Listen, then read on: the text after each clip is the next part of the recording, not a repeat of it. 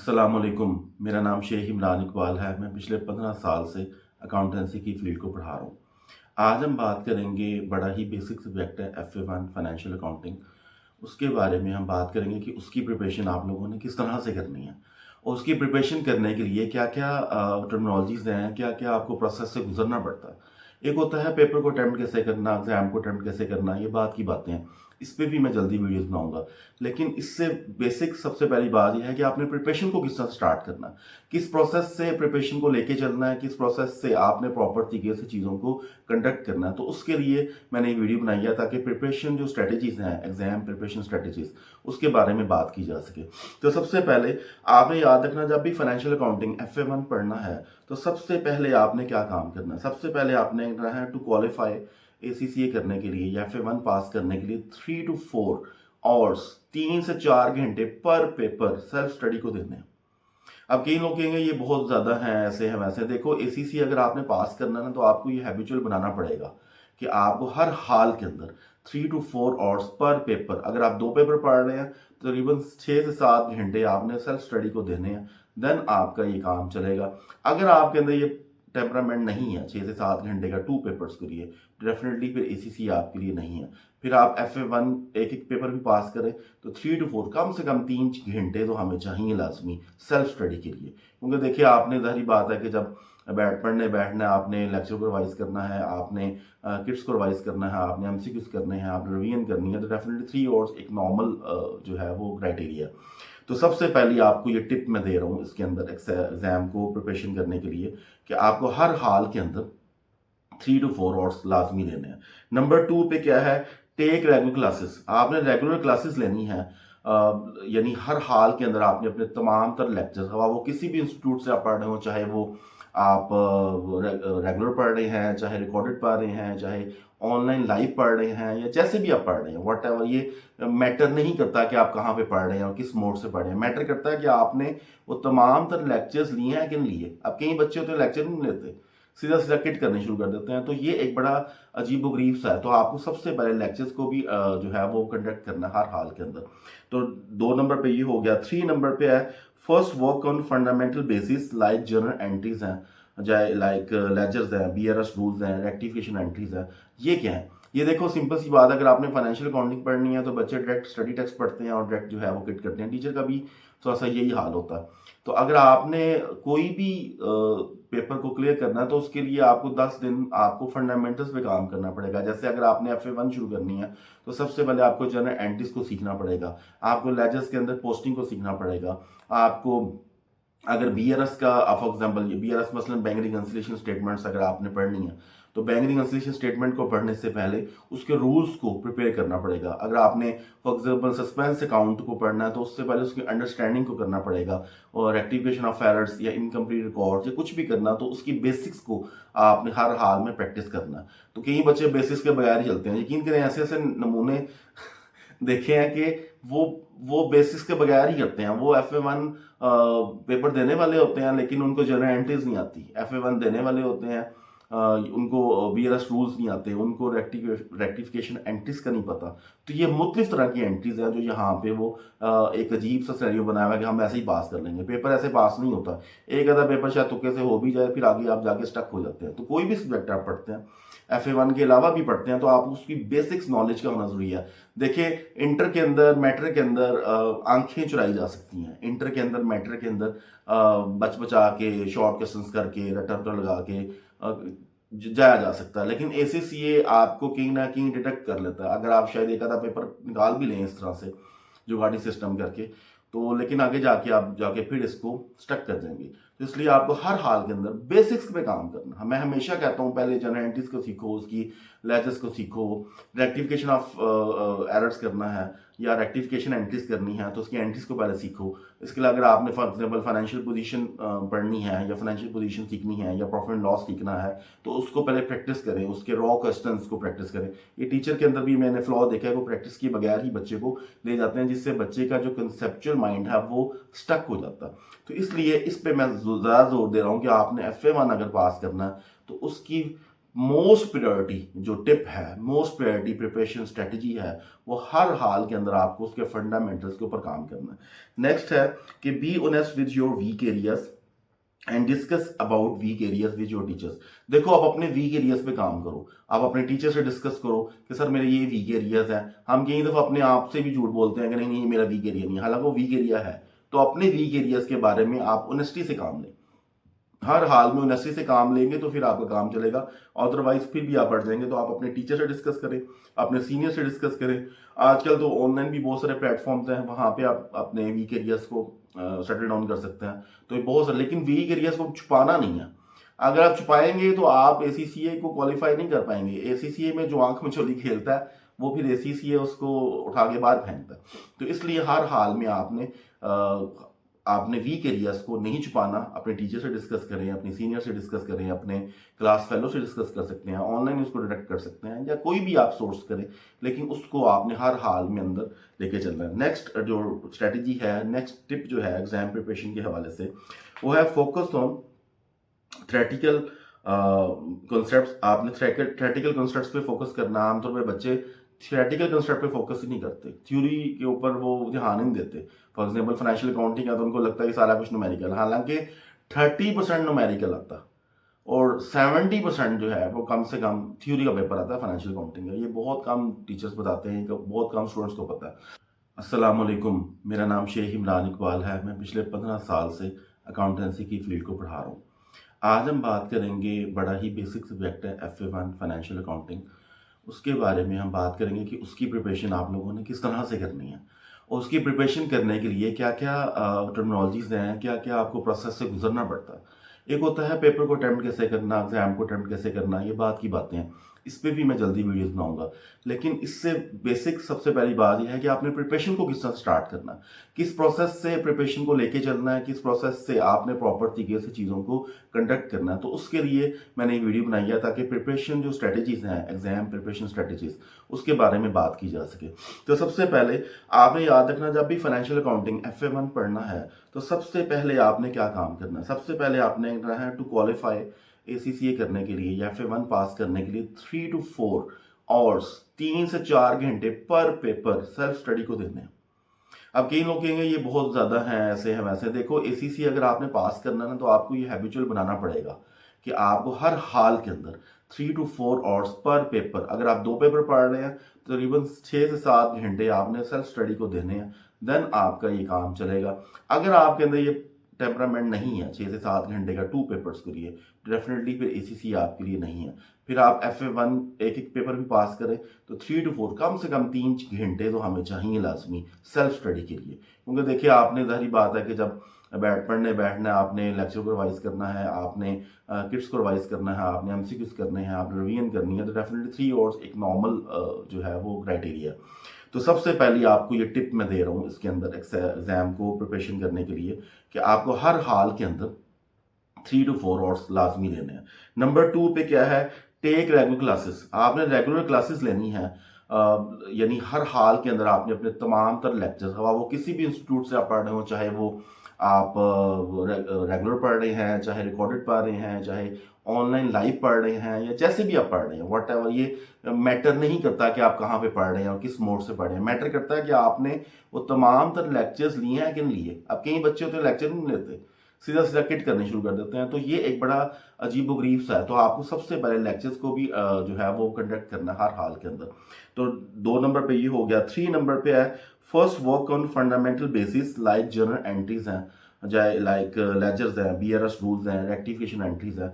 ये क्या है, ये देखो सिंपल सी बात है, अगर आपने फाइनेंशियल अकाउंटिंग पढ़नी है तो बच्चे डायरेक्ट स्टडी टेक्स्ट पढ़ते हैं और डायरेक्ट जो है वो किट करते हैं। टीचर का भी थोड़ा सा यही हाल होता है। तो अगर आपने कोई भी पेपर को क्लियर करना है तो उसके लिए आपको 10 दिन आपको फंडामेंटल्स पे काम करना पड़ेगा। जैसे अगर आपने FA1 शुरू करनी है तो सबसे पहले आपको जनरल एंट्रीज को सीखना पड़ेगा, आपको लेजर्स के अंदर पोस्टिंग को सीखना पड़ेगा, आपको अगर बीआरएस का फॉर एग्जांपल बीआरएस मसलन बैंक रिकंसिलिएशन स्टेटमेंट्स अगर आपने पढ़नी है तो बैंक रिकंसिलिएशन स्टेटमेंट को पढ़ने से पहले उसके रूल्स को प्रिपेयर करना पड़ेगा। अगर आपने फॉर एग्जांपल सस्पेंस अकाउंट को पढ़ना है तो उससे पहले उसकी अंडरस्टैंडिंग को करना पड़ेगा, और रेक्टिफिकेशन ऑफ एरर्स या इनकम्प्लीट रिकॉर्ड या कुछ भी करना तो उसकी बेसिक्स को आपने हर हाल में प्रैक्टिस करना है। तो कई बच्चे बेसिक्स के बगैर ही चलते हैं, यकीन करें ऐसे ऐसे नमूने देखे हैं कि वो बेसिस के बगैर ही करते हैं। वो FA1 पेपर देने वाले होते हैं लेकिन उनको जनरल एंट्रीज नहीं आती, FA1 देने वाले होते हैं उनको BRS रूल्स नहीं आते, उनको रेक्टिफिकेशन एंट्रीज का नहीं पता। तो ये मुख्तलिफ तरह की एंट्रीज हैं जो यहाँ पे वो एक अजीब सा सिनेरियो बनाया हुआ है कि हम ऐसे ही पास कर लेंगे। पेपर ऐसे पास नहीं होता, एक आधा पेपर शायद तुक्के से हो भी जाए, फिर आगे आप जाके स्टक हो जाते हैं। तो कोई भी सब्जेक्ट आप पढ़ते हैं, FA1 के अलावा भी पढ़ते हैं, तो आप उसकी बेसिक्स नॉलेज का होना जरूरी है। देखिए इंटर के अंदर मैट्रिक के अंदर आंखें चुराई जा सकती हैं, इंटर के अंदर मैट्रिक के अंदर बच बचा के शॉर्ट क्वेश्चंस करके रटा लगा के जाया जा सकता है, लेकिन ACCA आपको कहीं ना कहीं डिटेक्ट कर लेता है। अगर आप शायद एक आधा पेपर निकाल भी लें इस तरह से जुगाड़ी सिस्टम करके, तो लेकिन आगे जाके आप जाके फिर इसको स्टक कर जाएंगे। तो इसलिए आपको हर हाल के अंदर बेसिक्स पे काम करना। मैं हमेशा कहता हूँ पहले जनरल एंट्रीज को सीखो, उसकी लेजेस को सीखो, रेक्टिफिकेशन ऑफ एरर्स करना है या रेक्टिफिकेशन एंट्रीज करनी है तो उसकी एंट्रीज को पहले सीखो। इसके लिए अगर आपने फॉर एग्जांपल फाइनेंशियल पोजीशन पढ़नी है या फाइनेंशियल पोजीशन सीखनी है या प्रॉफिट एंड लॉस सीखना है तो उसको पहले प्रैक्टिस करें, उसके रॉ क्वेश्चंस को प्रैक्टिस करें। ये टीचर के अंदर भी मैंने फ्लॉ देखा है, वो प्रैक्टिस किए बगैर ही बच्चे को ले जाते हैं, जिससे बच्चे का जो कंसेप्चुअल माइंड है वो स्टक हो जाता है। तो इसलिए इस पे मैं ज़्यादा जोर दे रहा हूँ कि आपने FA1 अगर पास करना है तो उसकी मोस्ट प्रायोरिटी जो टिप है, मोस्ट प्रायोरिटी प्रिपरेशन स्ट्रेटजी है, वो हर हाल के अंदर आपको उसके फंडामेंटल्स के ऊपर काम करना है। नेक्स्ट है कि be honest with your weak areas and discuss about weak areas with your teachers. देखो आप अपने वीक एरियाज पे काम करो, आप अपने टीचर से डिस्कस करो कि सर मेरे ये वीक एरियाज हैं। हम कई दफ़ा अपने आप से भी झूठ बोलते हैं कि नहीं नहीं मेरा वीक एरिया नहीं है, हालांकि वो वीक एरिया है। तो अपने वीक एरियाज के बारे में आप ऑनेस्टी से काम लें, हर हाल में ऑनेस्टी से काम लेंगे तो फिर आपका काम चलेगा। अदरवाइज फिर भी आप बढ़ जाएंगे। तो आप अपने टीचर से डिस्कस करें, अपने सीनियर से डिस्कस करें। आजकल तो ऑनलाइन भी बहुत सारे प्लेटफॉर्म्स हैं, वहाँ पे आप अपने वीक एरियाज को सेटल डाउन कर सकते हैं। तो ये बहुत सारे, लेकिन वीक एरियाज को छुपाना नहीं है। अगर आप छुपाएंगे तो आप ACCA को क्वालिफाई नहीं कर पाएंगे। ACCA में जो आंख में चोली खेलता है वो फिर ACCA उसको उठा के बाहर फेंकता है। तो इसलिए हर हाल में आपने वीक एरियाज को नहीं छुपाना। अपने टीचर से डिस्कस करें, अपने सीनियर से डिस्कस करें, अपने क्लास फेलो से डिस्कस कर सकते हैं, ऑनलाइन उसको डिटेक्ट कर सकते हैं या कोई भी आप सोर्स करें, लेकिन उसको आपने हर हाल में अंदर लेके चलना है। नेक्स्ट जो स्ट्रेटजी है, नेक्स्ट टिप जो है एग्जाम प्रिपरेशन के हवाले से, वो है फोकस ऑन थ्रेटिकल कॉन्सेप्ट्स। आपने थ्रेटिकल कॉन्सेप्ट्स पे फोकस करना। आमतौर पे बच्चे थियोरेटिकल कंसेप्ट पे फोकस ही नहीं करते, थ्योरी के ऊपर वो ध्यान ही नहीं देते। फॉर एग्जांपल फाइनेंशियल अकाउंटिंग है तो उनको लगता है कि सारा कुछ न्यूमेरिकल, हालांकि 30% न्यूमेरिकल आता और 70% जो है वो कम से कम थ्योरी का पेपर आता है फाइनेंशियल अकाउंटिंग का। ये बहुत कम टीचर्स बताते हैं, बहुत कम स्टूडेंट्स को पता है। 30% न्यूमेरिकल आता है तो और 70% थ्योरी आता है। तो आपने इसको भी हर हाल के अंदर जो है वो फोकस करना है। उसके बाद अपने क्लैरिफाई कंसेप्ट्स करें, फंडामेंटल कंसेप्ट्स को जैसे मैंने पहले बोला प्रॉपर तरीके से लेके चलें। उसके बाद नेक्स्ट पॉइंट है for numerical should remember all the formulas. हर सारे फार्मूलाज को ध्यान में रखना पड़ेगा। इसके लिए आप हमारी वेबसाइट पे भी विजिट कर सकते हैं, फ्री ऑफ कॉस्ट फार्मूलाज वहाँ पढ़े हैं वो आप ले सकते हैं, चैप्टर वाइज पढ़े हुए हैं तो आपको बहुत आसानी होगी। सारे एस्पेक्ट्स के F9 तक सारे एस्पेक्ट्स पढ़े हुए हैं। तो इसलिए क्योंकि बच्चे आमतौर पर फार्मूलाज के अंदर कंफ्यूज हो जाते हैं, सिमिलर कई दफ़ा फार्मूला होते हैं या जैसे ROC का फार्मूला है, जैसे for example cost of goods sold का फार्मूला है, तो मिलते जुलते कहीं दफ़ा फार्मूला होते हैं तो बच्चे कंफ्यूज हो जाते हैं। इसी कंफ्यूजन को दूर करने के लिए हम लोगों ने अपनी वेबसाइट पे इसको फ्री ऑफ कॉस्ट लॉन्च किया हुआ है, वो आप ले सकते हैं। तो न्यूमेरिकल को स्ट्रॉन्ग करने के लिए सबसे बेसिक बात यह है कि फार्मूलाज को आप स्ट्रॉन्ग करें, फार्मूलाज को आप हर हाल के अंदर जो है वो देखें, तो देन ही आप क्वालिफाई कर पाएंगे, अदरवाइज ये पेपर आपका रह सकता है। उसके अलावा प्री लेक्चर रीडिंग, ये बड़ी मजेदार बात है। प्री लेक्चर रीडिंग का मतलब क्या है? देखो आप कहीं भी पढ़ रहे हो, आपको पता होता है आमतौर पे सुबह कौन सा लेक्चर है, टीचर बताते हैं कि हम कल ये चैप्टर शुरू करेंगे, तो प्री लेक्चर रीडिंग पहले करके जाएं। अब वो उस चैप्टर को आप पहले से ही रीड आउट कर लेंगे। चाहे थोड़ा सा समझ आ रहा है नहीं आ रहा, लेकिन आप जब ये कर लेंगे ना और फिर आप क्लास में उतरेंगे, देखिए आपका जो लेक्चर लेने का मजा है वो 2 टाइम्स 3 टाइम्स बेहतर हो जाएगा। आपकी अटेंशन बेहतर हो जाएगी, आपको पता होगा ये तो मैं घर से चीजें पढ़ के आया हूँ, फिर आप क्वेश्चन भी करेंगे सर से। अदरवाइज आमतौर पर बच्चे स्टूडेंट्स जो है वो टीचर से क्वेश्चन नहीं करते, बस वो बुत बन के बैठे रहते हैं, पता नहीं टीचर क्या कर रहा है। तो इस तरह से अपने आप को थोड़ा सा ना टीचर के साथ फ्रैंक करें और प्री लेक्चर रीडिंग को लेके चलें और फिर क्वेश्चन आंसरिंग करें टीचर के साथ। और आप डेफिनेटली जब आप प्री लेक्चर रीडिंग करके जाएंगे तो इंशाल्लाह ताला आप क्वेश्चन भी करेंगे और आपकी अंडरस्टैंडिंग भी बेहतर होगी। ये मेरा असूल हमेशा से एज अ स्टूडेंट भी रहा है और एज अ मेंटर में हमेशा ये गाइड करता हूँ कि प्री लेक्चर रीडिंग करके हो। उसके बाद more focus on all kit question study have on instead on study text only. देखो सिर्फ स्टडी टेक्स्ट पे काम नहीं चलता, आपको ज्यादा फोकस एमसीक्यूज क्वेश्चन पे करना पड़ता है, किट क्वेश्चन पे करना पड़ता है, स्टडी हब पे करना पड़ता है, क्योंकि बेसिकली अल्टीमेटली तो फाइनल इसका जो कंक्लूजन है वो किट से ही निकलना है, एमसीक्यूज ही पेपर में आना है। उसने आपसे ये नहीं पूछना कि यहाँ पे डेफिनेशन लिखो फॉर एग्जांपल अकाउंटिंग की, यहाँ पे डेफिनेशन लिखो रेवेन्यू की। उसने अल्टीमेटली आपके कॉन्सेप्ट को वेरीफाई करना है एमसीक्यूज के जरिए से, और उसके लिए बेस्ट सोर्स आपका जो है वो स्टडी हब या किट्स के क्वेश्चन ही हैं, उसके ऊपर फोकस करें। बच्चे स्टडी टेक्स्ट पढ़ी जाते हैं पढ़ी जाते हैं पढ़ी जाते हैं और किट पे इतना तवज्जो नहीं देते। किट पे खसूसन तवज्जो दें। मैं फिर कह रहा हूँ थ्योरी वाले क्वेश्चंस को ज़्यादा इंपॉर्टेंस दें, क्योंकि मैक्सिमम पेपर FA1 का थ्योरी बेस आता है। नेक्स्ट आपको स्ट्रेटजी या टिप मैं आपको बताना चाह रहा हूँ वो है कि आप हमेशा हमेशा हर हाल के अंदर लेक्चर के दौरान ड्यूरिंग द लेक्चर अपने पर्सनल नोट्स को जरूर बनाएं, अपने पर्सनल नोट्स को बनाएं। ड्यूरिंग द लेक्चर आपको हर हाल में अपने पर्सनल नोट्स को देखना पड़ेगा। कई बच्चे कहते हैं हमें यानी रेडीमेड मिल जाए, रेडीमेड नोट्स इट्स ओके, वो बुरे नहीं होते, लेकिन आपके जो पर्सनल नोट्स होते हैं ना उस जैसा कोई अल्टरनेटिव मौजूद ही नहीं है। क्योंकि देखो जब आपने सुनना, सुनने के बाद लिखना, लिखने के बाद फिर उसको देखना, तो एक प्रोसेस है, इस प्रोसेस से चीज़ आपके माइंड पे बैठ जाती है। तो हमेशा आप अपने टीचर से पढ़ रहे हैं, चाहे आप किट कर रहे हैं, चाहे आप टीचर से पढ़ रहे हैं, चाहे रिकॉर्डेड लेक्चर देख रहे हैं, आपके हाथ में नोटबुक होनी चाहिए। हाँ, हमारे हाथ में मोबाइल होता है, ठीक है ना, हमारे हाथ में मोबाइल की जगह नोटबुक होनी चाहिए। आप कुछ भी मोड से पढ़ रहे हैं और जो भी आपको पॉइंट मिलता है उसको नोट आउट करें, कोई भी पॉइंट मिलता है उसको नया नोट आउट करें। इससे ये होगा कि आप देखेंगे कि आपकी जो पर्सनल नोट्स हैं ये आपको बहुत हेल्प आउट करेंगे। मैं इससे खिलाफ नहीं हूँ, रेडीमेड नोट्स नहीं लेना चाहिए, लेना चाहिए, लेकिन जिन नोट्स की वैल्यू आपके हाथ से निकलने वाली होती है ना, वो साइंस के रूल के मुताबिक भी वो ज़्यादा देर तक आपके सबकॉन्शियल माइंड के अंदर रहती है। तो हमेशा इसको हमेशा प्रॉपर तरीके से देखें और पर्सनल नोट्स को जो है वो क्या करें, डेवलप करें।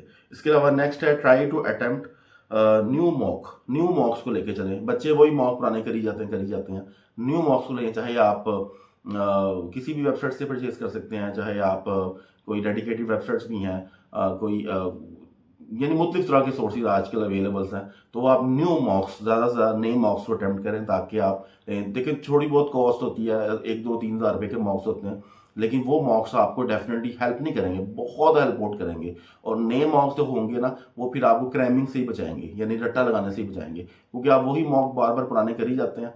और कई इंस्टीट्यूशन ने तो ऐसा किया हुआ है, एक मॉक ही रखा हुआ है एक सब्जेक्ट का, और वो हर साल हर सेशन के अंदर वही मॉक बार बार देते जाते हैं, तो बच्चे को वो रटा लग जाता है, तो जिससे बच्चा कुछ नया सीखता नहीं है। इसलिए आप न्यू मॉक्स को जो है वो परचेज कर लो, न्यू मॉक्स को अरेंज कर लो, या जो भी करना है करो, लेकिन आप न्यू मॉक्स को अटैम्प्ट करें।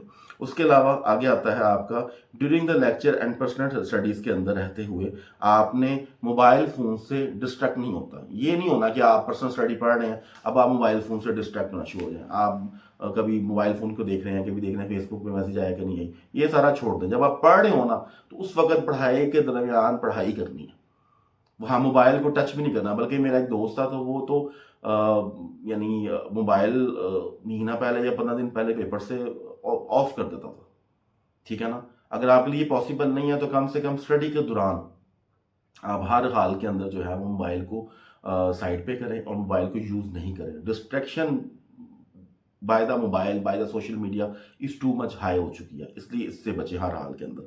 उसके अलावा नेक्स्ट पॉइंट ये है, नेक्स्ट टिप ये है कि आपने एटलीस्ट 80% जो है मार्क्स लेने हैं इंटरनल कॉलेज के अंदर। 80% मार्क्स आपने इंटरनल कॉलेज के अंदर, यानी अपने जो इंटरनल कॉलेज के मॉक्स होते हैं, इंटरनल कॉलेज के एग्जाम्स होते हैं, इंटरनल एकेडमी में जो भी जिस अकेडमी पढ़ रहे हैं वहाँ पे आप कुछ भी मॉक देते हैं, 80% आपने कोशिश करनी है कि आपके नंबर आए। अगर आपके 80% से कम स्कोर आ रहा है ना, तो फिर आप थोड़ा टाइम और ले लो स्टडी के, फिर आप पेपर ना दो। ये असूल याद रखें। कोई भी आप किसी भी लेवल का सब्जेक्ट पढ़ रहे हैं, चाहे F1 पढ़ रहे हैं, चाहे F2 या कोई हायर सब्जेक्ट पढ़ रहे हैं, तो आप 80% नंबर यहाँ, क्योंकि देखो यहाँ पे 80% नंबर आएंगे तो आप कल को 50% लेने के काबिल होगे ना, वरना कैसे काबिल होगे। तो ये आपने हर हाल में चीज़ों को लेके चलना। At least study text and kits complete 2 times for best result. कम से कम हर चीज़ को आपने, यानी आप स्टडी टेक्स्ट कर रहे हैं, आप किट कर रहे हैं, आप स्टडी हब कर रहे हैं, कुछ भी मोड कर रहे हैं, 2 दफ़ा कम से कम आपने उसको रिपीट आउट करना, एटलीस्ट। ज़्यादा भी कर सकते हैं। और स्टडी हब को आप मेन फोकस के अंदर रखें। स्टडी हब इसलिए मेन फोकस के अंदर कह रहा हूँ क्योंकि पहले हम लोग कैपलान के ऊपर ज़्यादा फोकस करवाते थे, लेकिन अब स्टडी हब पे इसलिए फोकस करवा रहे हैं क्योंकि देखें अल्टीमेटली ACCA ने अपने जो प्लेटफॉर्म को ही प्रमोट करना, और अभी जितने भी बच्चे पेपर्स दे रहे हैं वो स्टडी हब के पैटर्न पे ही पेपर आ रहे हैं। तो इसलिए study hub is a main की, उसके क्वेश्चंस को अच्छी तरह से रिमेंबर करें, उसके प्रैक्टिस क्वेश्चन को अच्छी तरह से प्रैक्टिस करें, तो डेफिनेटली वो आपको हेल्प आउट करेगा। तो इसलिए हमेशा कम से कम कोई भी किट कर रहे हैं, कोई भी स्टडी हब कर रहे हैं, आप उसको 2 टाइम्स एटलीस्ट, कम से कम 2 दफ़ा जो है वो अपने हाथ से निकाल लें, और ताकि आपके बेहतरीन रिजल्ट्स आ सकें। नेक्स्ट टिप जो है वो ये है कि आप हर हाल के अंदर अवॉइड करें लास्ट वीक सिलेबस कंप्लीशन को। बच्चे क्या करते हैं, आखिरी हफ्ते समझने बैठते हैं कि सस्पेंस अकाउंट क्या होता है, आखिरी हफ्ते समझने बैठते हैं कि हमारा बैंकिंग इंसुलेशन रहता है, आखिरी हफ्ते समझने बैठते हैं कि जनरल एंट्रीज कैसे करते हैं। तो ये लास्ट वीक कंप्लीशन जो है सिलेबस की, ये बहुत डेंजरस है। लास्ट वीक आपका, बल्कि लास्ट 15 डेज आपके सिर्फ रिवीजन के होना चाहिए, सिर्फ और सिर्फ रिवीजन के होना चाहिए। ये जो लास्ट वीक प्रिपरेशन है ना, ये और सिलेबस कंप्लीशन है, ये सही नहीं है। अगर आपकी ये हैबिचुअल है, फिर आप ACCA नहीं करो, ठीक है ना। फिर आप ACCA नहीं करो, ACCA आपके लिए नहीं। ACCA उस तमाम तरह स्टूडेंट्स के लिए है जो एक जिम्मेदारी के साथ पेपर देना जानते हैं और जिम्मेदारी के साथ पेपर को अटेम्प्ट करना जानते हैं। ये जो हर बच्चा ACCA में आके चल रहा है ना, तो वो आपने भी देखा होगा कि फाउंडेशन से ऊपर कोई भी नहीं जाता फिर उनमें से, बल्कि कई दफ़ा एक दो पेपर्स निकल के ही बच्चे रह जाते हैं। और पिछले दिनों मैं एक देख रहा था एक स्टडीज़, उसके अंदर सिर्फ 13% ACCA को पास कर पाते हैं। 100 में से 13 बच्चे सिर्फ ACCA को पास कर पाते हैं पूरा, ठीक है ना। बाकी फाउंडेशन तक 46% तक है स्टडीज़ के मुताबिक, और जो पूरा ACCA है वो सिर्फ 13% है। अब आप खुद सोचें कि आपने अगर 13% के अंदर 13% के अंदर आना है, जिन्होंने बच्चों ने ACCA कंप्लीट किया, तो आपको एक हार्श स्टडीज़ को लेकर चलना पड़ेगा, हार्श पैटर्न को लेकर चलना पड़ेगा। ये तकरीबन 3 साल की स्टडीज़ है। अगर आप इसको अच्छी तरह से कर लेते हैं, डेफिनेटली फिर आगे से आपको मार्केट में एक वैल्यू अच्छा मिलेगा। नेक्स्ट ये है कि आपने हर हाल के अंदर अवॉइड करना है अपने आप को ओवरलोडिंग पेपर से। अब कई बच्चे होते हैं उनके अंदर कैपेसिटी ही एक पेपर की होती है, उनकी वो एक पेपर से ज़्यादा कर ही नहीं सकते। कई बच्चे ऐसे होते हैं वो 2 पेपर्स कर सकते हैं, उनके अंदर कैपेसिटी होती है। कई बच्चे होते हैं वो 3 भी कर लेते हैं। कई बच्चे ऐसे देखे हैं जो 4-4 पेपर भी इकट्ठे लेके चल रहे हैं। It depends on your own capacity. आमतौर पे मैं एक स्टैंडर्ड मैं ये डिसाइड करता हूँ हमेशा कि 2 पेपर्स कम से कम लेके चलो तो ज़्यादा बेहतर रहता है। लेकिन अगर कई बच्चे कहते हैं नहीं, हमने अभी अपने आप को टेस्ट करना है, हमने अपने आप को वेरीफाई करना है, तो 1 पेपर तो इट्स ओके। ये आपकी कैपेसिटी के ऊपर है। अब अगर हम कह दें कि नहीं जी वो अहमद जो है वो नालायक है, वो 1 पेपर कर रहा है, और रूहान जो है वो 3 पेपर कर रहा है, तो ये कंपैरिजन ठीक नहीं है। मैं हमेशा किसी भी कंपैरिजन के अंदर बच्चे को नहीं लाना चाहता। मैं चाहता हूँ कि बच्चा अपनी कैपेसिटी को देखे। अगर वो 1 पेपर कर सकता है तो मोस्ट वेलकम, अगर वो 2 पेपर कर सकता है एक टाइम पे, तो वो तो जारी बात है, डेफिनेटली अच्छी बात है। स्टैंडर्ड यही है वैसे कि 2 पेपर्स करें एक टाइम में। लेकिन फिर भी किसी बच्चे को सेल्फ डाउट है, किसी बच्चे को टेंशन है पहले पेपर में, तो वो फिर FA1 को इख्तियार करे, क्योंकि FA1 में आमतौर पर बच्चे मैट्रिक से आए होते हैं, इंटर से आए होते हैं, तो उनके लिए कई दफ़ा 2-2, 3-3 पेपर्स को कोप अप करना मुश्किल होता है। तो ठीक है, आप फाइनेंशियल अकाउंटिंग 1 FA1 को जो है वो लेके चलें, लेकिन फिर मोस्ट फोकस होके लेके चलो ना। ऐसे नहीं है कि फिर आपने लापरवाही करनी है। ACCA के अंदर मैंने जैसे पहले बोला, लापरवाही एटीट्यूड नहीं चलता, इसमें हमेशा रिस्पॉन्सिबल एटीट्यूड ही चलेगा। उसके अलावा आगे आप आए to take more time preparation. अगर आप फुल्ली कॉन्फिडेंट नहीं है, नेक्स्ट पॉइंट ये है कि अगर आप फुल्ली कॉन्फिडेंट नहीं है तो आप डेफिनेटली फिर पेपर नहीं दो, क्योंकि आप कोशिश करते हैं यार मेरा क्लास फेलो दे रही है, 4-5 क्लास फेलो पेपर दे रहे हैं, मैंने भी देना। अब आप अपनी प्रिपरेशन नहीं देखते कि मेरी प्रिपरेशन है नहीं है, आप कहते नहीं वो दे रहे हैं मैंने भी देना। नहीं, ये नहीं करो। अपने आप को रेसिज्म के अंदर नहीं लेके चलो, ये रेस नहीं है, ये आपका ACCA है, या इसमें आपकी सारी बात है फाइनेंसिंग भी अच्छी खासी लगती है, इसमें आपका टाइम भी अच्छा खासा लगता है, तो इसके अंदर आप अपने फेलोज को फॉलो नहीं करो, आप अपने पैशन को फॉलो करो, अपनी प्रिपरेशन को फॉलो करो कि आपकी प्रिपरेशन कितनी अच्छी है कितनी नहीं है। अगर आपकी प्रिपरेशन अच्छी नहीं है तो फिर आपको वेट करना पड़ेगा, फिर आपको थोड़ा सा प्रिपरेशन को स्ट्रॉन्ग करना पड़ेगा। जब आप फुल्ली कॉन्फिडेंट हो ना तो फिर आप लेके चलें। तो ये स्ट्रैटेजी लेनी चाहिए, ये टिप लेनी चाहिए कि इसके मुताबिक काम करना है। नेक्स्ट स्ट्रैटेजी ये है कि जिसमें मैनेज योर फाइनेंस प्रॉपरली, अपने फाइनेंस को प्रॉपरली भैया मैनेज कर लें, क्योंकि सम स्टूडेंट्स फीस को अफोर्ड नहीं कर पाते, तो हमेशा वो बर्डन के अंदर रहते हैं, और फिर वो ऊपर से पढ़ाई का प्रेशर होता है, ऊपर से फाइनेंस का प्रेशर होता है, ऊपर से पेरेंट्स का प्रेशर होता है, तो वो काफ़ी ज़्यादा परेशान होता है। पेरेंट्स का प्रेशर जाहिर बात है फाइनेंशियल इश्यूज़ की वजह से ही होता है। तो हमेशा आप ये देखें कि अगर आप एसीसी को अफोर्ड नहीं कर सकते, इसकी जो फीसिस हैं जाहिर बात है महंगी है, अब तो 5-5 पाउंड और बढ़ गई हैं, तो इसकी फीसिस जारी बात है बढ़ती रहती हैं। तो वो अगर आप अफोर्ड नहीं कर सकते तो फिर एसीसीए को ओवर बर्डन के तौर पर नहीं लेके चलो। और अगर आप मैनेज कर सकते हैं तो फिर आप हमेशा एसीसीए को मंथली फीसिस में डिवाइड करें। मिसाल के तौर पे आपको पता कि एग्जाम फीस आ रही है, आपको पता सब्सक्रिप्शन फीस आ रही है, तो उसको हर मंथ में पहले से ही कलेक्ट करना शुरू कर दें। ठीक है, मैं हमेशा ये असूल बताता होता हूँ कि आप अपने सारे खर्चों को जमा करें, जमा करने के बाद उसको डिवाइड बाई 12 करें, यानी 12 महीने पे, और हर महीने उतने पैसे इकट्ठे करते रहे ताकि आप एग्जाम फी आए वो आप दे सकें, चाहे सब्सक्रिप्शन फीस आए वो दे सकें आप, चाहे ट्यूशन फीस आए वो दे सकें आप। तो ये ज़्यादा बेहतर होता है कि आप पहले से ही इसकी फाइनेंशियल मैनेजमेंट कर सकें। तो ये ज़्यादा, तो ये हमेशा, ये मैंने बहुत सारे बच्चों में देखा है। फिर मेंटली प्रेशर हो जाता है ना, बच्चे की मेंटल हेल्थ का इशू बन जाता है कि पढ़ाई का प्रेशर है, टेस्ट का प्रेशर है, मॉक्स का प्रेशर है, फिर फाइनेंशियल प्रेशर है, तो बच्चा मेंटल हेल्थ का प्रॉब्लम का शिकार हो जाता है। तो हमेशा आप अपने फाइनेंस को प्रॉपरली मैनेज करें और इन इश्यूज से निकलें, ठीक है ना, ताकि आप एक फ्री माइंड होके काम कर सकें। नेक्स्ट स्ट्रेटेजी है जिसमें try to arrange 1-to-1 teacher. कई बच्चे आते हैं जो ग्रुप स्टडी के अंदर नहीं पढ़ सकते, कहीं बच्चे जो होते हैं वो क्लास के अंदर हेजिटेशन फील करते हैं, तो वो क्या कर उनको क्या चाहिए, उनको चाहिए कि फिर कोई 1-to-1 टीचर ढूंढे, कोई अकेडमी ऐसी ढूंढे, चाहे ऑनलाइन ढूंढे चाहे ऑफलाइन ढूंढे, कहीं से भी ढूंढें, लेकिन वो फिर 1-to-1 टीचर को अरेंज करें, चाहे थोड़ा बहुत महंगा हो, लेकिन वो इंश्योर करें कि आपको आपके तमाम तर कंसेप्ट को क्लियर करवाएंगे, आपकी तमाम तर चीज़ों को क्लियर करवाएंगे, और हर हाल को आपको जिसको कहते हैं ना कि हैंड होल्डिंग करते हुए आपको पूरे एसीसीए के अंदर लेकर चलेंगे। तो ये भी आप कर सकते हैं, क्योंकि मोस्टली बच्चे मैंने देखे हैं वो हेजिटेशन फील करते हैं, टीचर कुछ क्वेश्चन कराता है वो बोलते नहीं है कि हमें ये समझ नहीं आ रही, क्योंकि वो हेजिटेशन है। 1-to-1 होता है तो बच्चा बोल पड़ता है, ठीक है सर ये दोबारा समझा दें, दोबारा करवा लें। तो कई बच्चे ग्रुप स्टडी के अंदर अच्छे नहीं होते या क्लासेस के अंदर अच्छे नहीं होते, तो फिर उनको रेगुलर इंस्टीट्यूशन की बजाय आपको 1-to-1 प्राइवेट कोचिंग की तरफ जाना पड़ेगा, ज़्यादा बेहतर है। उसके अलावा नेक्स्ट स्ट्रेटेजी ये है कि आप be silent with your friends about self study level. देखो आप अपने जो फ्रेंड्स हैं उनको ये नहीं बताओ कि मैंने आज 6 चैप्टर कर लिए हैं, मैंने आज 20 क्वेश्चन कर लिए हैं, मैंने आज 50 क्वेश्चन कर लिए हैं, कुछ भी नहीं बताओ। अपनी स्टडी के स्टेटस के बारे में कुछ नहीं बताओ। कहीं ऐसे शहजादे हैं कि वो पढ़ रहे होते हैं, अपनी तस्वीरें खींचते हैं उसकी किट की, पढ़ाई की, और फिर उसको स्टेटस लगाते हैं कि आई एम बिजी। ये जो शो ऑफ की लाइफ जो हम लोग जीना चाह रहे हैं ये आपको लेके बैठ जाएगी। और जो भी आपने देखा होगा जो बच्चे ज़्यादा स्टेटस लगाते हैं ना, वो फिर इस स्टेटस से, एसीसीए के स्टेटस से निकल जाते हैं। तो इसलिए अपनी पढ़ाई को सीरियस वे के अंदर लेके चलें, और इसमें किसी किस्म का जो है वो अपने फ्रेंड्स को अपडेट देने की जरूरत नहीं है कि आज आप क्या कर रहे हैं। ना मैनुअली बताएं, ना सोशल मीडिया के जरिए से बताएं, ना किसी तरीके से नहीं बताएं। आप कोई पूछे क्या तैयारी है, क्या नहीं, अल्हम्दुलिल्लाह मैं कर रहा हूँ, बस दुआ कीजिएगा, इंशाल्लाह ताला अल्लाह खैर करेगा। तो इस तरह के आप जवाब दें, बजाय इसके कि आप ये बताएं कि आज मैंने 7वां चैप्टर कर लिया, आज मैंने 8 चैप्टर कर लिया, आज मैंने 9 चैप्टर कर लिया, आज मैंने इतने क्वेश्चन कर लिए। नो, ये आपको नहीं देना। तो इसलिए आपने 20 साइलेंट रहें अपने फ्रेंड्स के साथ, और 20 जो है वो सीक्रेट रहें इन तमाम चीज़ों। ये आप देखिएगा आपको फ़ायदा रहेगा। नेक्स्ट स्ट्रेटेजी ये है कि आपने हर हाल के अंदर अपने एसीसीए प्लानर को भी देखना है कि आप एसीसीए कितने अरसे में करेंगे। एसीसीए प्लानर हमारी वेबसाइट पे जल्दी आने वाला है, वो भी फ्री ऑफ कॉस्ट है, वो आप उसको डाउनलोड कर सकते हैं, आप उसको यूज़ कर सकते हैं, बहुत अच्छा बना हुआ है।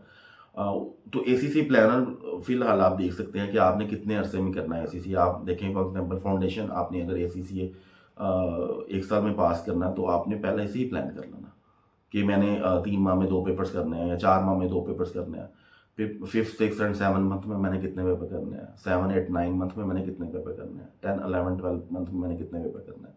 ये पहले से ही अपनी डायरी पे लिख लें, और आप अपन हमारे प्लानर को भी यूज़ कर सकते हैं। वैसे कोई 10 से 15 दिन के बाद वो अपलोड हो जाएगा। उसके बाद don't cramming the concepts and kit question. देखो अपने कंसेप्ट को क्रैमिंग में नहीं करो, रट्टा नहीं लगाओ। अगर आप रट्टा लगाओगे तो यकीन करें एसीसी आपको उठा के बाहर फेंकेगा। आप एसीसी को अफोर्ड ही नहीं कर सकोगे। रट्टे वाला बच्चा एसीसी के अंदर सर्वाइव कर ही नहीं सकता। मैंने जैसे पहले बोला, एक आधा पेपर शायद आपका तुक्का लग जाए, लेकिन आगे जाके आप अड़ जाएंगे। तो क्रैमिंग की जो आदत है, रट्टे की जो आदत है, जो 10th ग्रेड में होती है या 12th ग्रेड में होती है या इंटरमीडिएट में होती है, वो आपको लेके बैठ जाएगी। तो डोंट क्रैमिंग द कंसेप्ट्स, अपने कंसेप्ट्स को क्रैमिंग नहीं करो। इसके अलावा जब आप स्टडी कर रहे होंगे तो उसमें आपने हर हाल में कम से कम कोशिश करेंगे चैप्टर वाइज टेस्ट दें। चैप्टर वाइज टेस्ट अगर आपके इंस्टीट्यूशन वाले आपको प्रोवाइड करते हैं, मोस्ट वेलकम। नहीं तो बहुत सारे प्लेटफॉर्म, जैसे हमारा प्लेटफॉर्म भी है, तो आप उधर जाके परचेज कर सकते हैं। तो चैप्टर वाइज टेस्ट जो है वो लें, कंप्रीहेंसिव टेस्ट आपने नए वाले यूज़ करें। फिर 100 ट्रेंडिंग क्वेश्चंस, जो टॉप 100 क्वेश्चंस होते हैं, जो आपके स्टडी हब में आए हुए हैं, जो आपके कैपलान की किट में आए हुए हैं, या मोस्ट प्रॉब्ली बीपी की किट में आए हुए हैं, तो कुछ भी किट के अंदर आए हुए हैं, तो उसके अंदर देखिए कि मोस्ट इंपॉर्टेंट 100 क्वेश्चंस कौन से हैं, तो वो निकालें, उसको फिर फाइनल अपनी रिवीजन वगैरह के अंदर लेके आ सकते हैं। तो ये कुछ स्ट्रेटजीज हैं जो आपने लेके चलनी है। और आखिर में आपको हर हाल में समरी नोट्स प्रिपेयर करने हैं फॉर रिवीजन के लिए। जब आप प्रॉपर पढ़ चुके होंगे तो फिर आपको समरी नोट्स को भी देखना है, अपने फार्मूला नोट्स को भी देखना है। और ये जितने भी समरी नोट्स हैं, फार्मूला नोट्स हैं, ये मैंने जैसे पहले ही बोला कि हमारी वेबसाइट पे फ्री ऑफ कॉस्ट अवेलेबल है, आप उसको वहाँ से एक्सेस कर सकते हैं। लेकिन आपने अपनी प्रिपरेशन को इस तरह से करना है कि जैसे आप बहुत ही सीरियस स्टूडेंट हैं। अगर आप सीरियस स्टूडेंट नहीं हैं तो फिर आपको एसीसी करने की ज़रूरत नहीं है, ठीक है ना। अगर आप सीरियस एटीट्यूड के साथ एसीसी कर सकते हैं तो मोस्ट वेलकम, अदरवाइज फिर आप कोई और फील्ड ज्वाइन करें। ये बुरा बनने वाली बात नहीं है। बात यह है कि आपको एसीसी के पैशन के मुताबिक रिएक्ट करना, ठीक है ना। तो उम्मीद है आपको जितनी भी ये स्ट्रेटजीज हैं, जितनी भी ये टिप्स हैं, ये होपफुली समझ आ गई होंगी। इनको आप बकाया तौर पर नोट आउट करें और एक दूसरे से शेयर भी करें। और इसी चैनल को ऊपर आप मज़ीद वीडियो को भी चेक कर सकते हैं। हम मज़ीद वीडियोस अगली, इसके बाद मैं वीडियोस दूंगा रिवीजन स्ट्रेटजीज के बारे में, वो अब 1-2 दिन तक आ जाएगी। उसके बाद how to solve the kit या स्टडी हब क्वेश्चन को किस तरह से सॉल्व करते हैं, उसकी किट, उसकी जो है वीडियो भी आ जाएगी। इसके अलावा नेक्स्ट वीडियो मैं देने वाला हूँ एसीसी एग्ज़ाम सेंटर के अंदर आपने जब बैठना है तो उसको आपने कैसे अटैम्प्ट करना है, यानी एग्ज़ाम सेंटर जब बैठ जाएंगे तो आप पेपर को किस तरह से अटैम्प्ट करेंगे, उसकी वीडियो डेफिनेटली जल्दी आने वाली है। तो ये 3-4 वीडियो हर सब्जेक्ट के ऊपर मैं लाने वाला हूँ, इन्हीं स्ट्रेटजीज के ऊपर, इन्हीं टिप्स के ऊपर, ताकि स्टूडेंट को मैक्सिमम गाइडलाइन मिल सके, ताकि स्टूडेंट को ज़्यादा से ज़्यादा फ़ायदा हो सके। उम्मीद है आपको ये बात समझ आ रही होगी और इस चैनल के ऊपर हमेशा अच्छी से अच्छी वीडियोज़ को चेक करते रहिए। अस्सलाम वालेकुम।